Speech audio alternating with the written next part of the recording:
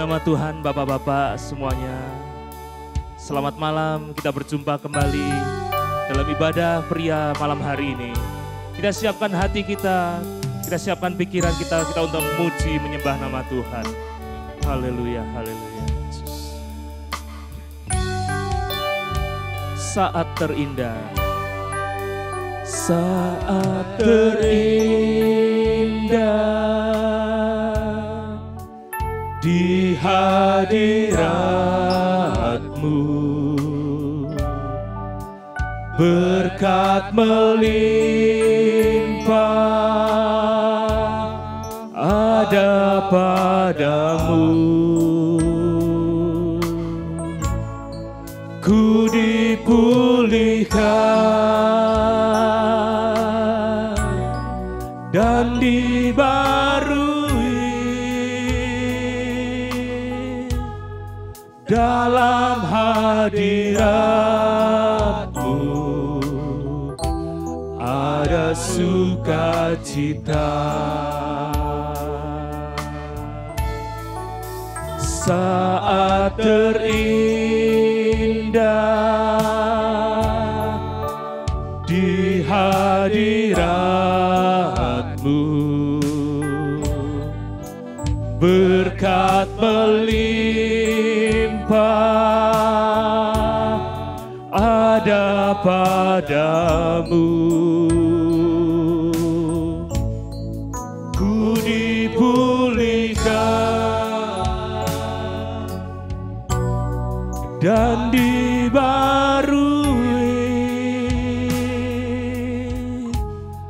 dalam hadirat-Mu, ada sukacita. Sekali lagi katakan, saat terindah, saat terindah di hadirat-Mu, berkat melimpah ada padamu. Ku dipulihkan dan dibarui dalam hadirat-Mu, ada sukacita. Dalam hadirat-Mu, dalam hadirat-Mu, dalam hadirat-Mu, dalam hadirat-Mu, ada sukacita. Mari kita berdoa bersama-sama. Kami bersyukur Tuhan untuk malam hari ini. Terima kasih untuk kasih setia Tuhan dalam kehidupan kami. Terima kasih Tuhan, kami akan mulai ibadah kami. Kami akan memuji, membesarkan nama Tuhan. Dalam nama Yesus, haleluya. Amin. Amin. Puji nama Tuhan, Bapak-bapak, mari kita memuji Tuhan dengan pujian berikut ini. Hidup, hidup, hidup selamanya. Haleluya.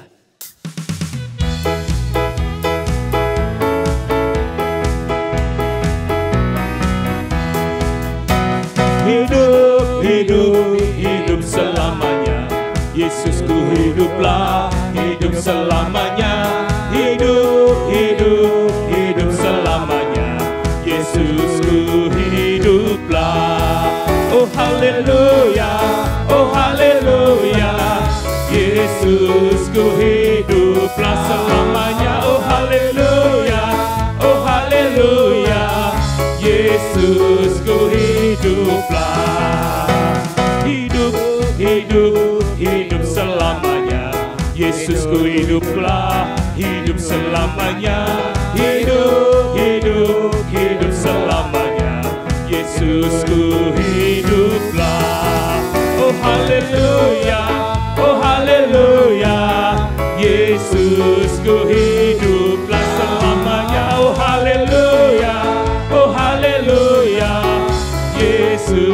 selalu hiduplah. Api Kristus sudah menyala.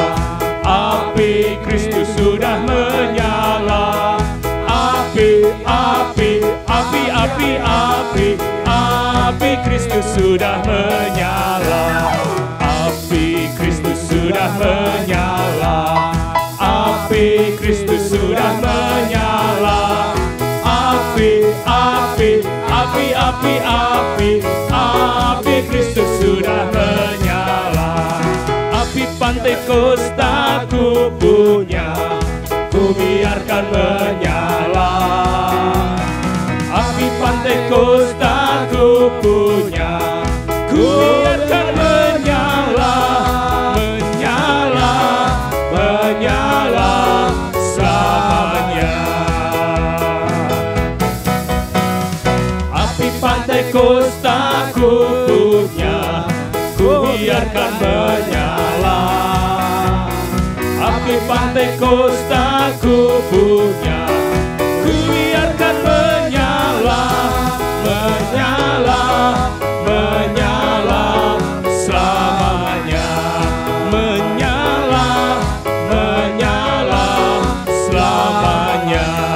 Menyala, menyala selamanya.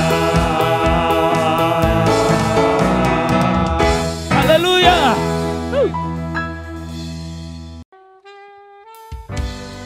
Puji nama Tuhan. Kita siapkan hati kita untuk mendengarkan firman Tuhan pada malam hari ini. Kita minta Tuhan mengajari kita untuk mengerti segala rencana Tuhan dalam hidup kita. Haleluya.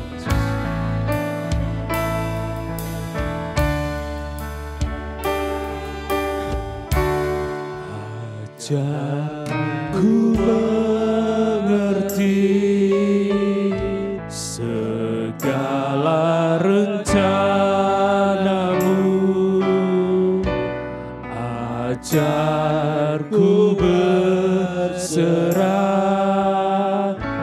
hanya padamu. Pimpinlah jalanku dalam terang firman-Mu. Ajarku berharap hanya padamu. Katakan Bapakku, Bapakku, ajaib segala rancangan-Mu. Tuhanku, heran perbuatan-Mu. Engkau sanggup mengadakan segala yang ku perlukan menurut kehendak-Mu. Terjadilah. Katakan ajarku mengerti segala rencana-Mu. Ajarku berserah hanya padamu. Pimpinlah jalanku dalam terang firman-Mu. Ajarku berharap hanya padamu. Katakan Bapakku, Bapakku, ajaib segala rancangan-Mu. Tuhanku,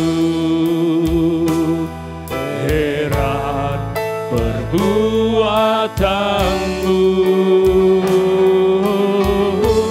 Engkau sanggup mengadakan segala yang ku perlukan menurut kehendak-Mu. Terjadilah, katakan Bapakku, Bapakku, ajaib segala rancangan-Mu. Tuhanku, heran perbuatan-Mu.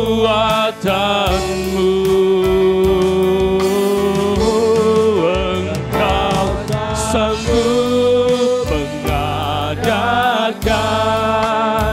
segala yang ku perlukan menurut kehendak-Mu. Terjadilah menurut kehendak-Mu, menurut kehendak-Mu. Terjadilah menurut kehendak-Mu, menurut kehendak-Mu. Terjadilah.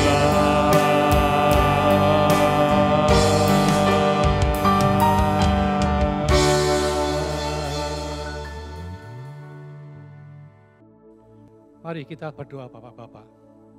Bapa di dalam surga, terima kasih Tuhan atas penyertaan-Mu sampai saat ini. Kami boleh ada karena anugerah dan kemurahan-Mu Tuhan. Tuhan, pada sore malam hari ini Tuhan, firman-Mu akan disampaikan, urapi hamba-Mu dengan kuasa Roh Kudus-Mu Tuhan, hamba-Mu yang tidak ada apa-apanya ini. Urapi juga mereka yang mendengarkan di sini maupun di rumah Tuhan. Dalam nama Tuhan Yesus, amin. Shalom Bapak-Bapak, selamat malam. Sebelumnya kita serukan Hagios dengan hitungan yang ketiga mulai. Saya hidup, saya sehat, saya kuat di dalam Tuhan Yesus Kristus. Bapak-bapak yang dikasihi oleh Tuhan, saya tahu situasi ini begitu sulit, begitu menekan kita semua karena adanya pandemi yang membuat kita porak-poranda. Bukan hanya kita saja, seluruh dunia juga porak-poranda. Tetapi kita percaya kita mempunyai Allah yang luar biasa. Kita selalu harus berpegang kepada Dia yang menciptakan langit dan bumi beserta seluruh isinya. Bapak-bapak, di sini saya akan menyampaikan dengan judul Hidup Penuh Pengharapan. Hidup penuh dengan pengharapan. Bapak-bapak, saya akan bacakan satu ayat dulu di Ibrani 6 ayat 19. Ibrani 6 ayat 19. Pengharapan itu adalah sauh yang kuat dan aman bagi jiwa kita yang telah dilabuhkan sampai ke belakang tabir. Saya akan menceritakan tentang sebuah kapal terlebih dahulu. Kapal itu kalau di tengah laut itu bisa berjalan kemana-mana, bisa melawan ombak, mengikuti ombak, kemanapun ia pergi. Tetapi ketika dia kembali, ketika ia akan berlabuh di tengah laut, dia harus menurunkan sauhnya atau jangkarnya. Mengapa demikian Bapak-bapak? Karena dengan diturunkan jangkar itu akan turun ke bawah dan tertanam di dalam tanah sehingga perahu kapal itu tidak bisa bergerak kemana-mana, hanya bisa terombang-ambing atau naik turun itu saja. Tetapi tidak bisa pergi keluar dari area itu. Bapak-bapak yang dikasihi Tuhan, di sini kita harus menunjukkan bahwa kita ini sebagai orang Kristen, kita harus punya yang namanya pengharapan. Lalu pengharapan itu apa Bapak-Bapak? Ya, di sini saya akan katakan ya. Seorang Kristen harus memiliki pengharapan, iman, dan kasih.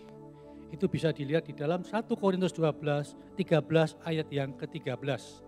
1 Korintus 13 ayat yang ke-13, demikianlah tinggal ketiga hal ini, yaitu iman, pengharapan, dan kasih. Dan yang paling besar diantaranya ialah kasih. Bapak-bapak, sebagai seorang Kristen, kita harus memiliki iman, pengharapan, dan kasih. Mengapa Bapak-bapak? Karena kita hidup dengan iman. Kita hidup dengan iman. Kita hidup dalam pengharapan. Kita hidup karena kasih Allah.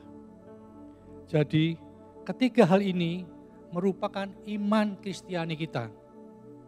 Yaitu saya hidup dalam iman, saya harus berjalan dalam pengharapan, dan saya ada karena kasih Allah. Kalau kita berpegang pada tiga hal ini, saya percaya di dalam menghadapi hidup ini, kita tidak akan gentar. Kita tidak perlu takut. Mengapa Bapak-bapak?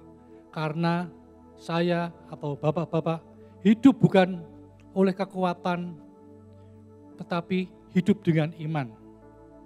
Kita akan lihat di dalam Ibrani 11 ayat yang pertama, Bapak-bapak sudah hafal semua, iman adalah dasar dari segala sesuatu yang kita harapkan dan bukti dari segala sesuatu yang belum kita lihat. Jadi Bapak-bapak, sebagai orang percaya, ini saya harus hidup di dalam iman, saya hidup bukan dengan logika saya, tetapi saya hidup karena kasih Allah yang begitu luar biasa. Saudara-saudara, bapak-bapak, ibu-ibu yang dikasihi Tuhan, manusia boleh saja mereka-rekakan hal yang jahat. Tetapi kasih Allah lah yang mengubah dan menyelesaikan persoalan semuanya itu. Bapak-bapak yang setuju boleh katakan amin.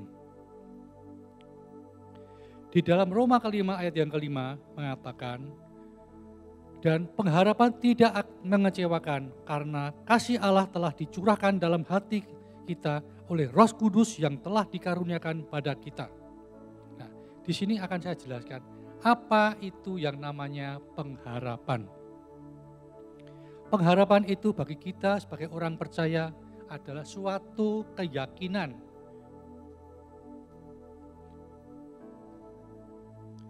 akan seluruh penggenapan janji-janji dari Allah yang akan terjadi kepada kita. Saya ulang, pengharapan itu buah dari pengetahuan dan pengenalan. Artinya pengharapan saya sejajar harus sebanding dengan lurus dengan iman saya. Apa itu pengharapan? Pengharapan itu bagi kita orang percaya adalah keyakinan akan seluruh penggenapan janji-janji Allah yang akan terjadi pada kita.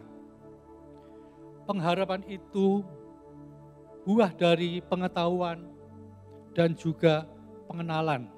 Artinya apa Bapak-bapak? Begini Bapak-bapak, pengharapan saya itu harus sejajar atau berbanding lurus dengan firman Tuhan. Dengan iman, maka ketika itu berbanding lurus, maka pengharapan kita akan bertambah kuat. Pengharapan kita tidak akan lemah. Jadi nggak bisa hanya iman saja, nggak bisa. Pengharapan saja juga tidak bisa. Iman dan pengharapan harus sejajar dan sebanding, itu baru menumbuhkan power yang begitu kuat.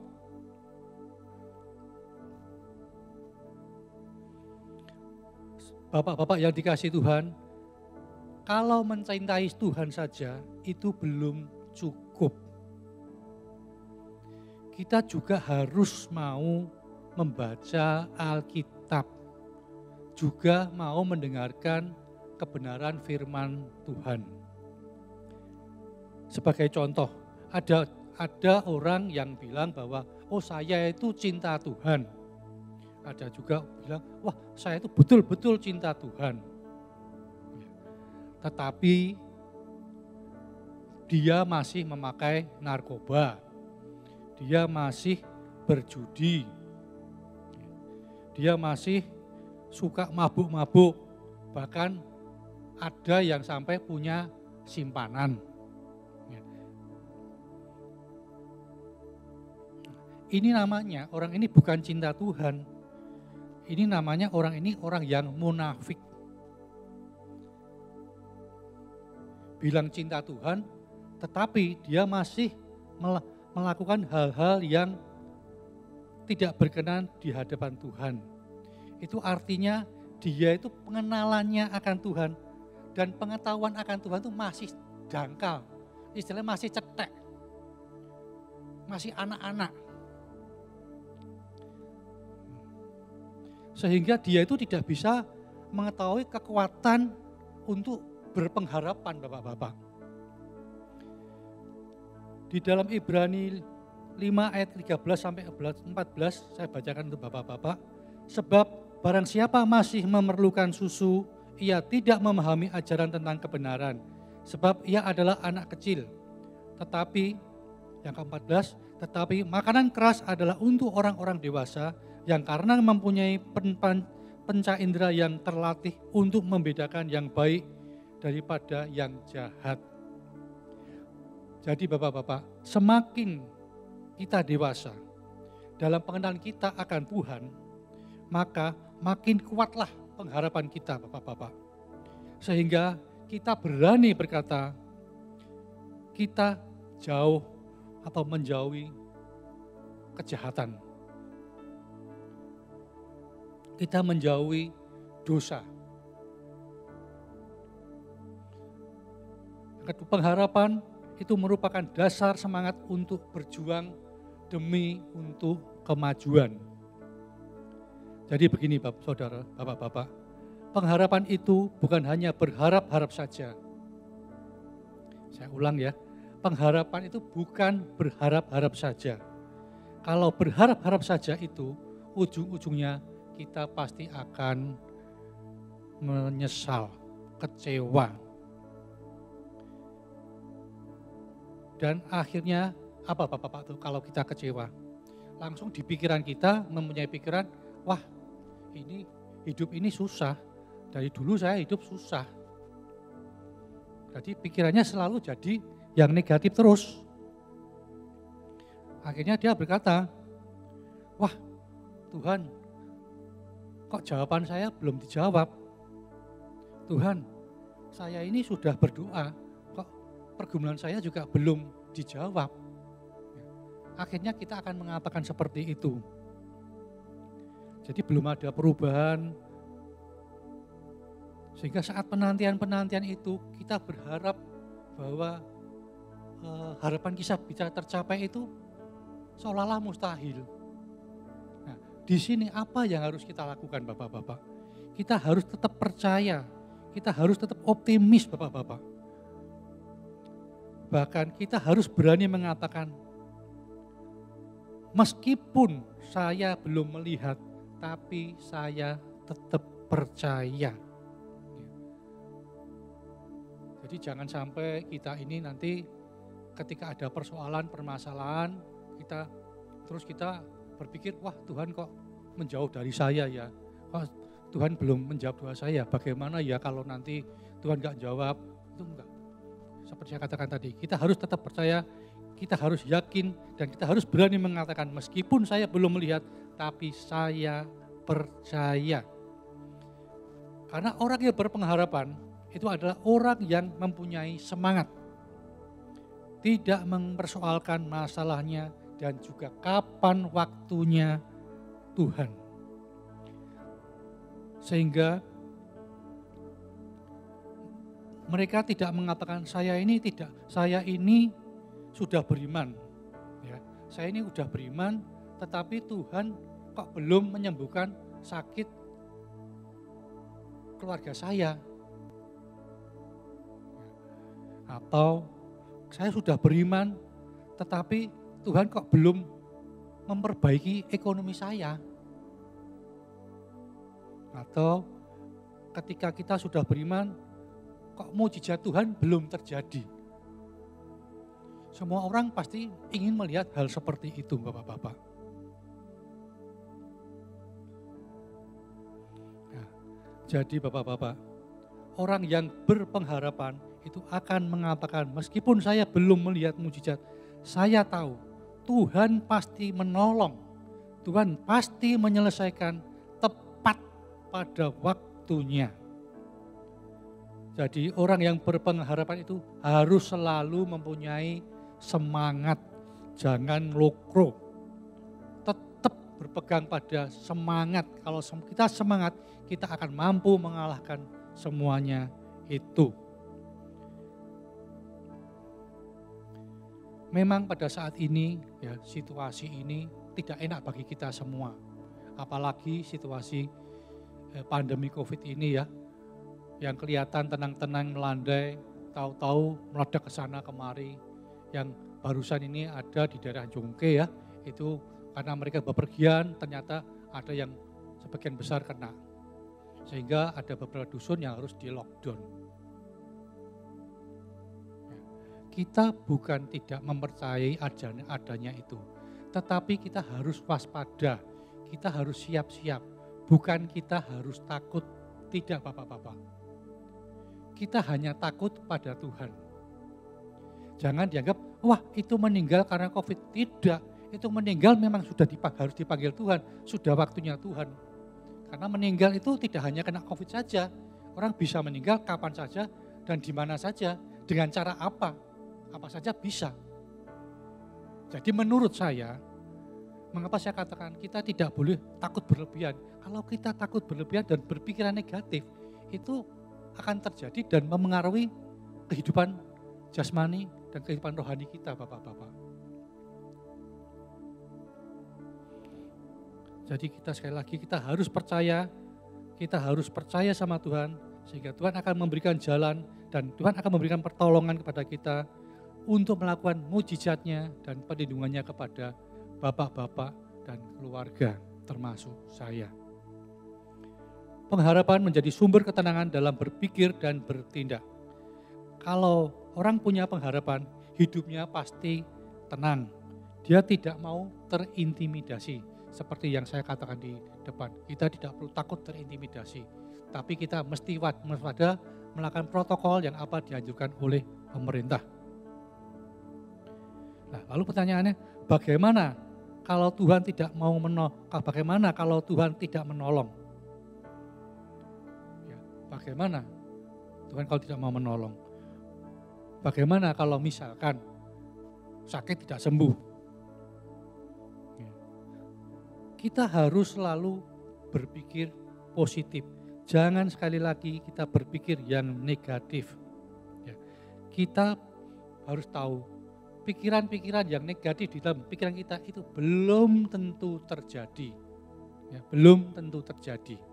Jadi jangan sampai, wah kita selalu berpikir negatif. Jangan. Sekali lagi saya katakan, jangan kita berpikir negatif. Stop berpikir negatif. Stop berpikir negatif. Berpikirlah positif. Karena berpikir negatif tidak ada gunanya.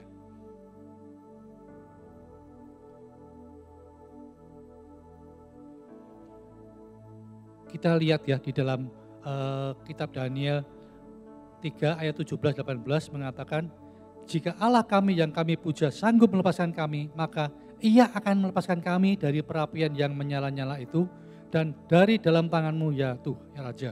18, tetapi seandainya tidak, hendaklah Tuanku mengetahui ya Raja, bahwa kami tidak akan memuja dewa Tuanku dan tidak akan menyembah patung emas yang Tuhan dirikan itu.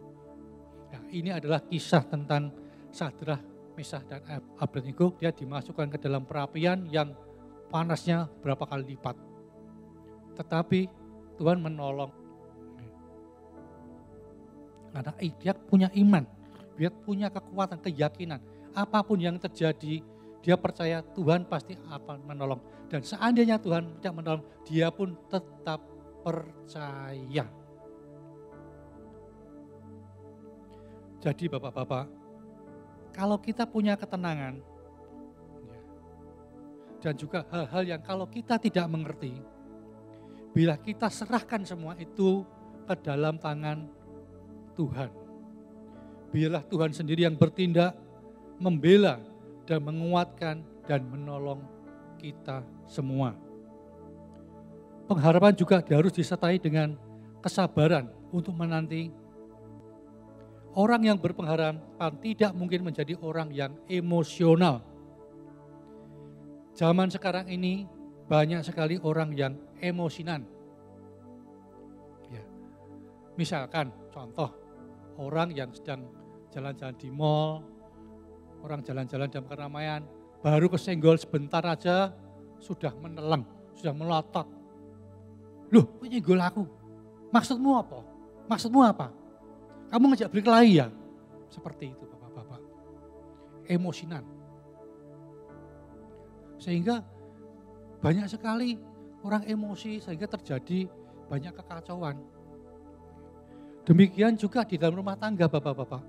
Suami istri juga bisa emosi. Salah sedikit, wah sudah emosi. Misalkan suami dengan istri ngomong-ngomong cerita baik-baik, tahu-tahu salah satu ngomong, wah saya gini, loh gue kok anu toh, ojo gini. Nah misalnya itu tahu-tahu jadi ribut, itu bisa karena apa? Karena emosi tadi. Anak-anak demikian juga sekarang. Anak-anak zaman sekarang itu beda sama anak-anak zaman dahulu. Kalau anak-anak zaman dulu, kalau dipanggil, dimarahi, Nyo, sini Nyo, kamu kok begini-gini, kenapa Nyo? Ya, maaf Pak, maaf Bu. Paling gitu, paling dingklo. Nah sekarang coba anak-anak sekarang, bapak-bapak, dimarahi sama ibunya. Wah malah, Bu, aku harus ngerti. Apa sih yang omong ke, aku harus ngerti. Dia bilang gitu. Bukan berarti dia itu, kan dia juga ada emosinya. Tetapi itu teman-teman harus kita beritahu, kita didik anak-anak kita supaya dia bisa menjadi lebih baik, menjadi orang yang tidak, anak-anak yang tidak emosional.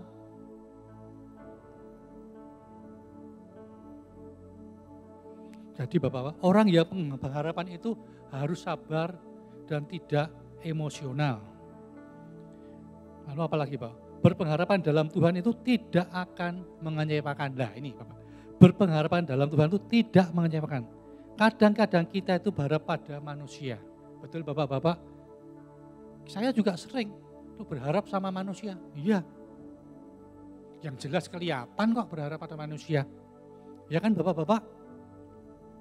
Nah, kalau kita berharap pada manusia, ya, kalau kita juga berharap pada kekuatan kita sendiri, atau mungkin harta, kekayaan kita, atau kita berharap pada logika kita, strategi teori-teori kita, wah, itu juga pasti bisa mengecewakan kita hasilnya Bapak-Bapak. Nah, karena firman Tuhan mengatakan, langit dan bumi akan lenyap, tetapi firman Tuhan akan tetap. Bila kita boleh selalu memiliki janji-janji Tuhan, karena janji Tuhan itu selalu ya dan amin. Pengharapan akan juga dibarengi dengan keberanian untuk menyalipkan daging. Menyalipkan keinginan kita. Nah, di sini akan ceritakan tentang bagaimana bangsa Israel keluar dari Mesir. Dia membutuhkan waktu 40 tahun.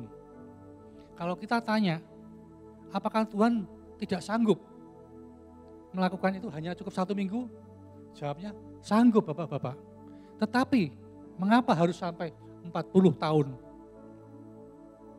Karena bangsa Israel ini masih tegar tengkuk, kepala batu, keras kepala. Nah, karena mereka ini masih selalu bersungut-sungut dan masih tegar tengkuk, sehingga Tuhan membiarkan mereka terus berputar-putar di padang pasir. Firman Tuhan mengatakan ya di dalam Matius 9 ayat 17, Begitu pula anggur yang baru tidak diisikan ke dalam kantong kulit yang tua. Karena jika demikian kantong itu akan koyak sehingga anggur itu terbuang dan kantong itu pun hancur. Tetapi anggur yang baru disimpan orang di dalam kantong yang baru pula dan dalam demikian terpelihara, dengan demikian terpelihara kedua-duanya. Jadi firman ini mengatakan anggur yang baru ini tidak bisa ditempatkan di tempat yang lama. Jadi Bapak-bapak, kalau Tuhan mau membuat mujizat atau membuat pertolongan kepada kita semua, hidup kita ini harus kita perbaiki, harus kita lihat apa yang menjadi kekurangan kita, apa yang kesalahan kita. Kita harus mau introspeksi diri kita masing-masing. Waktu kita menyalipkan daging atau keinginan kita, itu akan makin membulatkan segala pengharapan kita kepada Tuhan. Dan dalam hidup kita akan menjadi nyata. Kalau kehidupan kita sudah nyata, mujizat Tuhan itu bisa terjadi. Contoh, mungkin Bapak-bapak pernah mendengar cerita saya. Saya pernah mengalami mujizat Tuhan yang luar biasa. Di mana saya bisa berdiri saat ini, semua karena anugerah dan kemurahan Tuhan saja. Pada tahun 87, saya mengalami sakit hepatitis B yang kronis. Saya berada di rumah sakit 1 bulan. Itu kalau dulu orang bilang sakit kuning. Itu penyakit yang ketiga kali saya hadapi. Selain penyakit yang lain, ketika itu saya bergumul, saya berdoa, terus berdoa. Di samping didoakan juga hamba-hamba Tuhan di sini. Kalau nggak salah dulu waktu itu Pak Pur sama Pak Denal masih kurus ya, masih kecil-kecil itu. Masih belum berkeluarga waktu itu. Waktu di sini masih ada gembalanya, ayahnya dari Pak Samuel, Pak Petrus Wondo. Di mana dia juga selalu mendoakan sehingga iman saya bertumbuh. Sehingga saya betul-betul mengandalkan Tuhan. Saya bilang begini, Tuhan, jika Engkau sembuhkan aku akan menjadi saksimu. Saya akan menyaksikan apa yang Engkau perbuat kepada aku ke dalam mimbar-Mu Tuhan. Saya hanya katakan itu. Apa yang saya minta? Itu sesuatu yang mustahil. Sesuatu yang tidak mungkin terjadi. Tetapi itu bisa terjadi. Karena ada tangan Tuhan yang menopang dan menolong saya. Pada suatu sore saya masih ada di rumah sakit. Dan saya tahu pagi dokter visit, dia mengatakan sakitmu ini makin lama makin parah. Enggak bisa caranya ini, terlalu berbahaya. Saya dengan menangis berseru-seru kepada Tuhan. Ketika sore harinya, ketika saya bergumul di hadap Tuhan, sambil tiduran karena saya tidak boleh bangun, tiba-tiba ada seberkas sinar yang datang begitu terang. Ya. Dengan apa yang saya katakan, Tuhan, kalau Engkau sembuhkan, jangan hanya disembuhkan saja, itu enggak mau Tuhan. Gantikan lever saya ini dengan lever yang baru Tuhan. Hasilnya, Tuhan datang sore itu. Dia membawa, kelihatan tangan gini, dia membawa suatu lever yang baru. Dia tunjukkan, antara sadar dan tidak saya enggak ngerti. Antara sadar dan ketika saya menangis saja waktu itu. Dan Tuhan yang dengan tangan satunya mengambil lever itu yang sudah hitam. Lalu yang satu dimasukkan ke dalam perut saya. Begitu dimasukkan pada perut saya katakan, terima kasih Tuhan, saya percaya. Lever saya sudah diganti dengan yang baru. Dan mulai pada saat itu, mulai membaik. Dan dokter berbicara, saya tidak boleh angkat-angkat berat. Saya tidak boleh memikirkan hal-hal yang berat. Angkat kursi enggak boleh. Lah gimana? Tapi saya punya keyakinan Tuhan sudah menolong saya, Tuhan sudah mengubahkan, Tuhan sudah mengganti lever saya dengan baru. Saya percaya, itu saya tolak di dalam nama Tuhan Yesus. Dan ketika saya akan menyaksikan kebaikan Tuhan iblis mengintimidasi saya. Iblis mengintimidasi, dia berkata, kalau kamu sampai bersaksi, kamu akan sakit lagi dan mati. Nah, ketika saya mendengar seperti itu, saya tetap bergumul. Ya, secara kedagian saya, pikiran saya, secara istilahnya saya normal. Ya saya takut. Saya takut sakit lagi. Setelah saya terus bertumbuh di sini, ya dengan ikuti tanpa saya terpengaruh kemana, ikuti harus di sini. Saya ikut melayani Bapak Gembala, nganter kemana gitu, nyopir ke Bapak Gembala ya. Suatu ketika nganter ke Purworejo, pulang di perjalanan saya cerita, Pak Gem saya itu punya itu, saya itu kok masih utang ya Tuhan. Itu setelah kejadian saya sembuh sudah 10 tahun lebih loh, saya nggak berani bayar utang. Tapi dalam hati saya tidak ada damai sejahtera sama sekali. Karena saya takut mati. Nah kalau kejadian benar gimana? Takut, betul-betul takut saya. Ya. Setelah Bapak Gembala bilang, oh kalau nasar tuh harus dibayar Pak. Oh gitu ya Pak, kudu dibayar. Iya. Oke, saya persiapan hati saya, sehingga pada waktu itu kalau nggak salah masih ada Jimmy Tingon pada waktu itu ya. Pak kui saksi no Pak. Saya hanya bilang, saya duduk di belakang sana pada tahun baru kalau tidak salah itu, akhir tahun itu. Saya duduk di belakang, saya Pak wah maju Pak. Kau sih aja maju sih, aku tak berdoa dulu.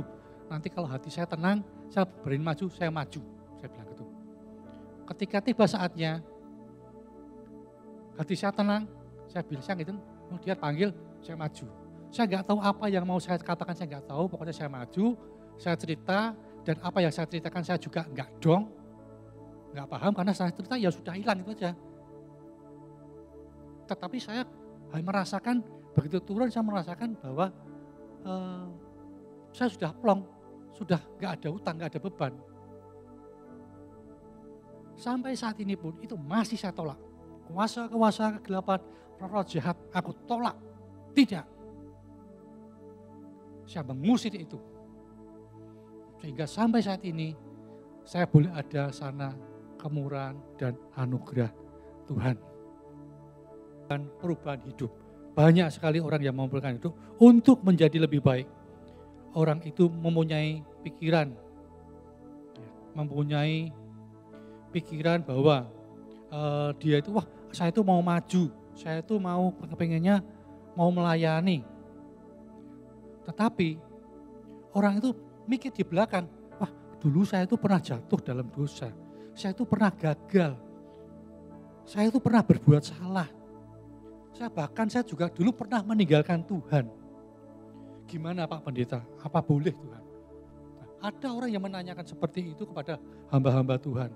Saya katakan Bapak-Bapak hari ini, ya, mulai hari ini orang yang berpengharapan tidak akan membuang-buang waktu untuk menengok ke belakang. Di depan ada begitu banyak jalan, rencana-rencana Tuhan yang luar biasa bagi Bapak-Bapak sekalian. Juga banyak janji-janji kemenangan yang Tuhan berikan. Juga begitu banyak hal-hal yang luar biasa yang sudah Tuhan siapkan bagi Bapak-Bapak sekalian. Bapak-bapak yang dikasihi Tuhan, jangan mau kita hidup dalam ketakutan sehingga diperhamba oleh intimidasi iblis atau diintimidasi oleh keadaan dunia. Kini saatnya Bapak-bapak, kita berdiri teguh menjadi orang yang berpengharapan dan tidak mempunyai alasan untuk tidak bersuka cita. Kita harus bersuka cita di dalam Tuhan Yesus dan selalu andalkan Tuhan di dalam segala hal. Amin. Bapa di dalam surga, terima kasih Tuhan atas firman-Mu yang telah Engkau sampaikan melalui hamba-Mu Tuhan.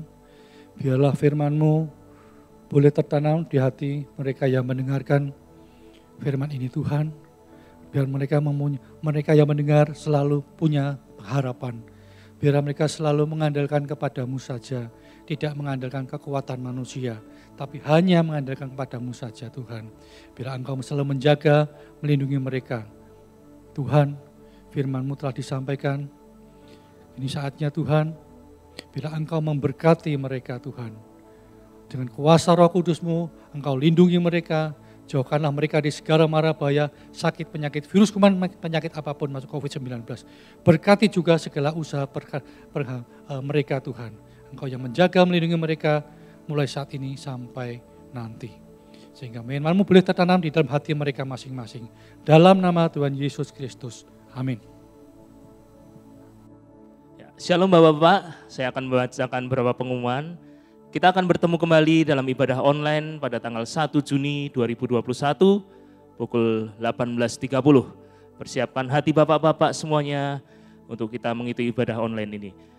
Pengumuman yang kedua, bagi Bapak-Bapak yang akan memberikan persembahan untuk divisi pria, tempat kita beribadah ini, Bapak-Bapak ada bisa membawanya pada hari Minggu, dimasukkan ke dalam amplop, kemudian bisa dititipkan kepada pengurus pria yang ada, Bapak Daryono, Bapak Budiman, Bapak Robi, ataupun Bapak Otniel.